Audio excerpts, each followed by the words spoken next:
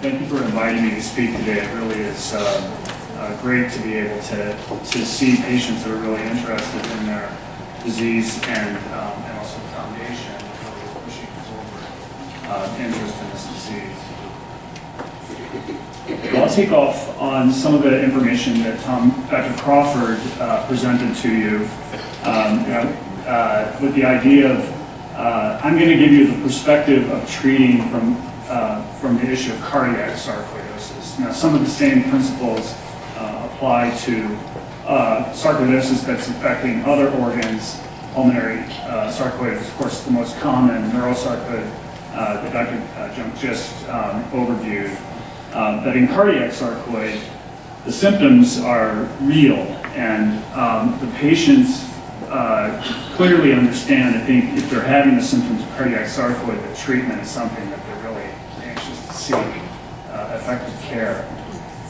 These are the presentations, the slide that shows the presentations that patients have when they are diagnosed with sarcoid in the heart. And the most common is to have symptomatic heart block. And symptomatic heart block can be as many as 45% of the patients that present.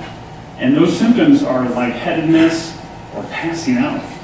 And so, to pass out, what happened to me, there's lots of other causes of passing out, but sarcoid is clearly one that we think of. About a third of the patients with sarcoid present with some pretty dangerous heart rhythm problems. And those are ventricular tachycardia and ventricular fibrillation. And the patient would feel rapid heart rates and can feel very lightheaded because that type of rhythm can be associated with a very low blood pressure, and sometimes can present as cardiac arrest, where people pass out and they don't wake up. And sometimes that's really severe, where they don't wake up at all, and a sudden cardiac death, and that's as bad as it sounds. Then about 20% of the patients will present with heart failure. And that heart failure is when the pump doesn't pump enough blood to get the job done and serve the other organs. And the symptoms that people have with heart failure: fatigue, feeling breathless, having swelling, sometimes feeling full in the chest. And so you can see these are the types of symptoms that really affect people's lives. And so finding new treatments that can address these symptoms is very important. This slide really shows the principles of treating and the goals of treating, and that we want to relieve symptoms, we want to prevent and control organ damage that's being done by inflammation, we want to improve organ function, if possible, and improve patients' quality of life. Now, so far, the clinical science and the studies that have been done have not really been done in the way that we customarily follow treatments in medicine, and that is with randomized controlled trials. And so that's really hugely lacking in the science of sarcoid treatment. But hopefully someday we'll figure out ways of treating patients so that we actually know that we're extending lifespan. But clearly, one of the tenets and one of the things that we sign when we finish med school is the Hippocratic Oath. And that one of the tenets of the Hippocratic Oath is do no harm. And we know that some of the treatments that we have some pretty significant side effects. So clinical trials will help us define the balance between improving patients' lives without making them worse with side effects. So there's two questions in treating sarcoid of the heart that we think about and we want to say that really justify treatment. One is there evidence of the heart being injured? And the evidence is you could have the heart block, that's a rhythm issue. You could have heart muscle weakness. You could have imaging that shows scar in the heart. Or you could have heart rhythm problems that either manifest themselves as being just lots of extra beats, what we call premature ventricular contractions, or you could have ventricular tachycardia or ventricular fibrillation. So is there evidence of cardiac injury? And if there is, then we would look to see, is there evidence of active inflammation? Well, how do we figure out if the sarcoid is active?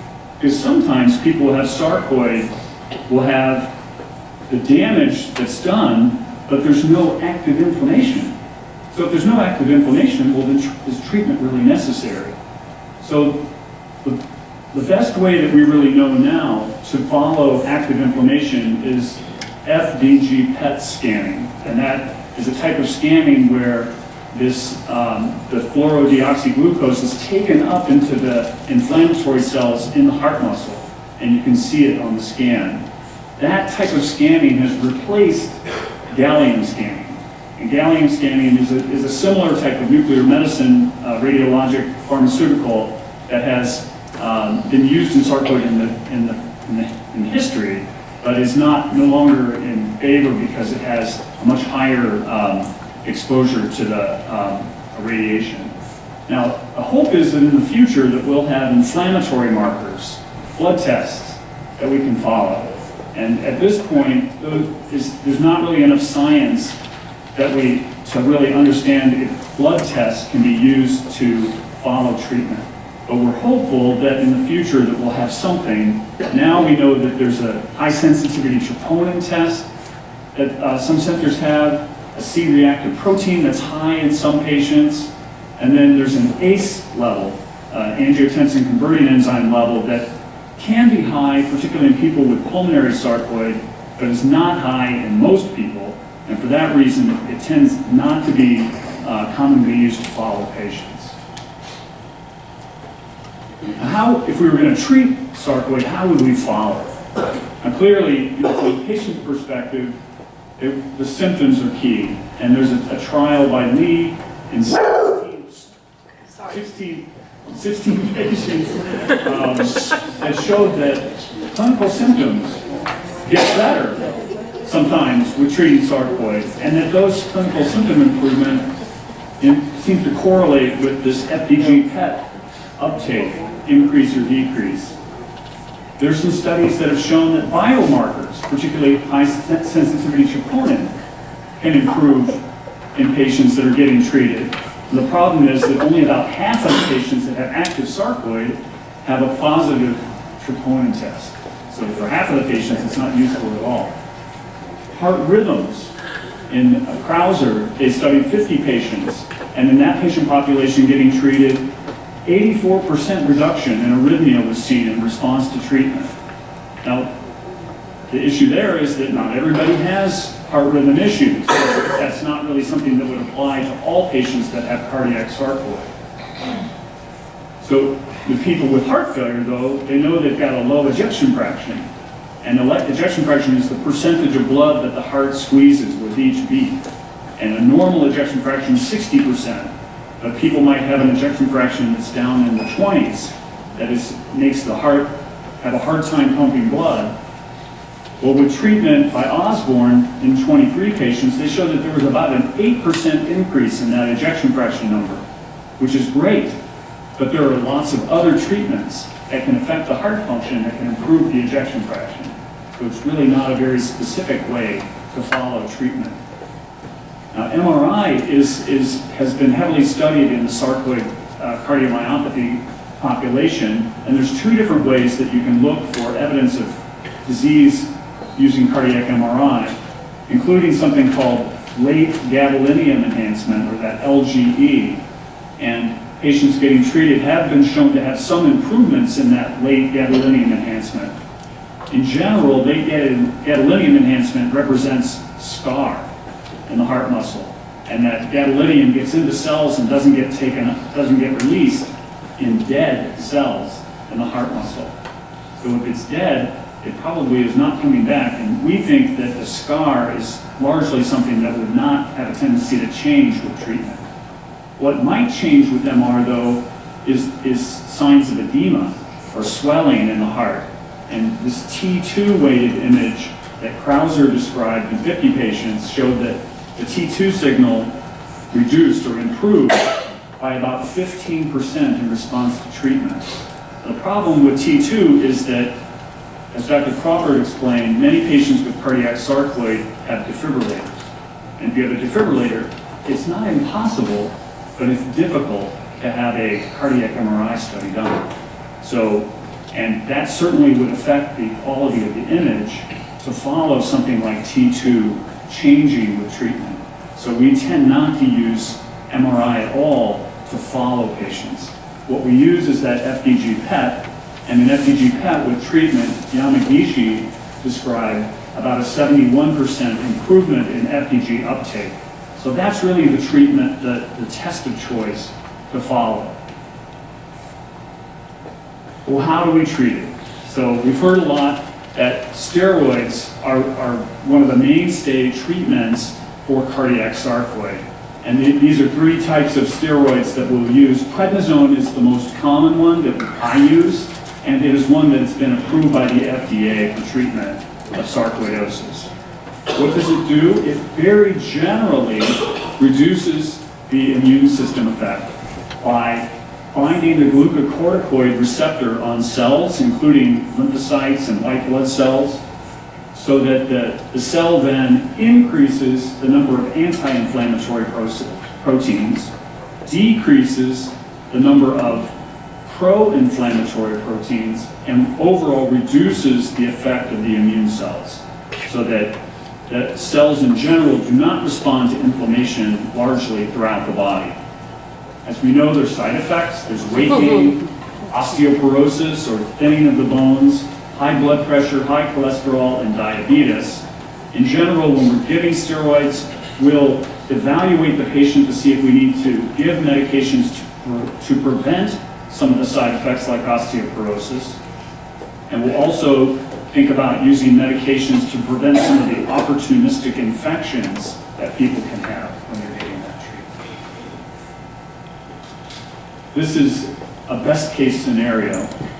And the image on the left is the before treatment that Hoffman presented in someone getting corticosteroids or prednisone in cardiac sarcoid, who also had extra cardiac sarcoid. And you can see from the spots on the shoulders and the spots around the lungs and the spots down on the hand, the left hand in particular, were dark black, and that's essentially inflammation that's seen on the PET scan. And the patient gets prednisone, and in the image on the right, you can see those spots on the shoulder are dramatically improved. All the spots in the chest, including the heart and the lungs and the lymph nodes, have improved.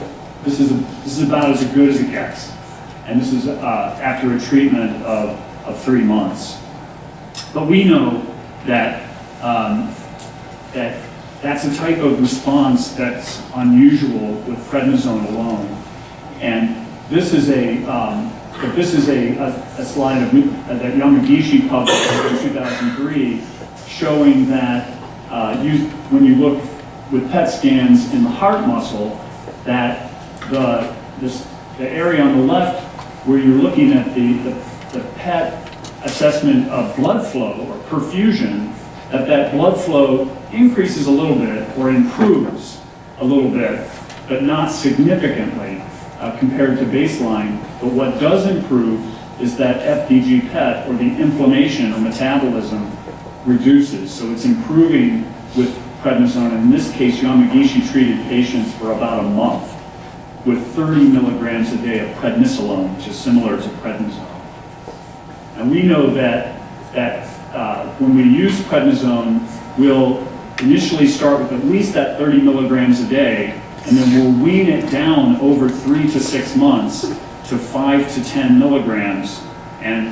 But what we know is that in sarcoid, the disease tends to recur when it's in the heart. And particularly it would recur if you were only using prednisone. And for that reason, when we're treating cardiac sarcoid, we always use a second agent. And that second agent, we call those types of second agents cytotoxic drugs. They're called cytotoxic drugs because they block immune cell expansion so that they don't allow them to divide and proliferate. There are many different choices of cytotoxic drugs. The two that we use the most are methotrexate and mycophenolate mofetil, which is also known as Cellcept, which you've heard about today already. But there are others: azathioprine, which is Imuran, hydroxychloroquine, which is an anti-malarial treatment from the past, which is also known as Plaquenil. It's commonly used in skin disease, sarcoid. Cyclophosphamide is commonly used in cancers for chemotherapy that reduces lymphocyte expansion. Thalidomide is an old medication, may have some use in sarcoid, and then leflunomide, which is also known as Areva, has some cytotoxic effects. This is a PET scan of heart in a patient, a 57-year-old patient with ventricular tachycardia, a life-threatening heart rhythm problem, and a weak heart. And I don't have a pointer, right? Is this point? Yeah. Okay, so see this spot right there? This sort of, it can be subtle, but there's kind of a hot spot here on the top of the heart here. And then there's hot spots up here that represent lymph nodes. And what they do is they measure the signal intensity compared to the blood pool. And what they can see is the signal intensity is 5 times more in those spots compared to the blood pool. And usually the heart would be less than the blood pool. So then we treat with prednisone, taper it down over 6 months, and we also give mycophenolate, and then the heart muscle looks dramatically better. You see increased signal in the liver, but that's just the tracer going through the body. So this patient had images that really dramatically improved. Now sometimes people don't respond to prednisone and methotrexate or Cellcept, and sometimes we have to do something else. And the something else that we have commonly are TNF modulators. TNF stands for tumor necrosis factor. And it is something that's involved in the body and inflammation, but it also blocks cell expansion, and TNF leads to cell expansion and tissue breakdown, and the blockers then block that effect. And the drugs that we have involve some antibodies against TNF, some that are antibodies against TNF itself, and then this is actually a soluble receptor called etanercept. The one that we use, as you've heard before, commonly is called infliximab or Remicade. This TNF modulators are commonly used in sarcoid. There's also an old drug called Acthar, which is an adrenocorticotropic hormone, which has some effects that are similar to prednisone plus then some. And actually, this was given FDA approval for treatment of sarcoid 60 years ago, and actually is gaining some new interest as the interest in sarcoid is growing. And so there are some trials now and studies studying its effect. And then IVIG, or intravenous immunotherapy, is also being studied for breakthrough sarcoid inflammation. This is a slide from a study that Roselars published in 2015, showing the peak inflammation, or SUV, in images in people with pulmonary sarcoid that were treated with Remicade or infliximab. And as you can see, in most patients that get treated, that inflammation improves significantly. Now, what's normal? Well, normal would be way down here. In general, people don't go down to normal. So you have to be, when you're treating this disease, you have to be to accept the improvement and claim victories where they lie. And because I think if we tried to treat everybody down to normal, we'd have some people on so much immunosuppression that it would be too much for their immune system. What they did show is that correlating with this improvement in inflammation, they had improvement in lung function, and this is forced vital capacity in that study after 6 months of treatment. So this is a treatment algorithm that I use for cardiac sarcoid, and putting the previous slides information together. If I have a patient that I know has cardiac sarcoid but does not have inflammation, we follow them. And we decide if there's a change in symptoms, then we might image them again and see if there is an inflammation that's occurring.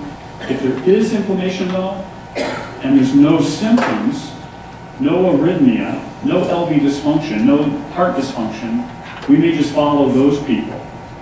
But if there are rhythm problems, left ventricular function, and symptoms, then we'll treat them with prednisone and a cytotoxic agent. The one that we like to use, as I said, is Cellstep.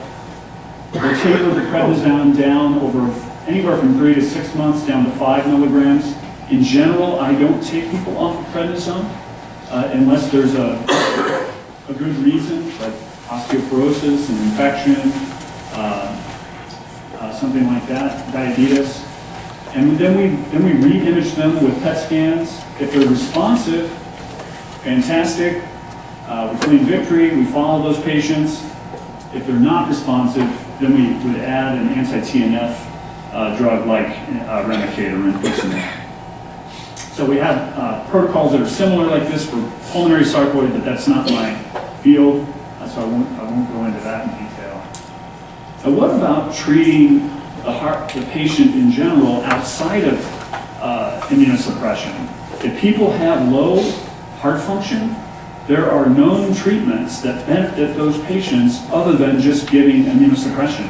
And this slide demonstrates that if you have severe symptoms from low ejection fraction over the 6 months and you're untreated, that your risk of dying is about 50%. But if you give an ACE inhibitor, which is a drug that also lowers blood pressure, you can reduce the risk of death by 40%. If you then add a beta blocker, you can reduce the risk of death by another 35%. And if you add an aldosterone antagonist, you can reduce the risk of death another 30%. So you can take somebody that has about a 50% chance of dying in 6 months and get them down to about 13%, which is a dramatic improvement. Who do we put defibrillators in? Well, certainly those patients that have had sudden death, people that have VT, VF, people who have low ejection fractions, that's a class 1 indication, top recommendation, you should have a defibrillator.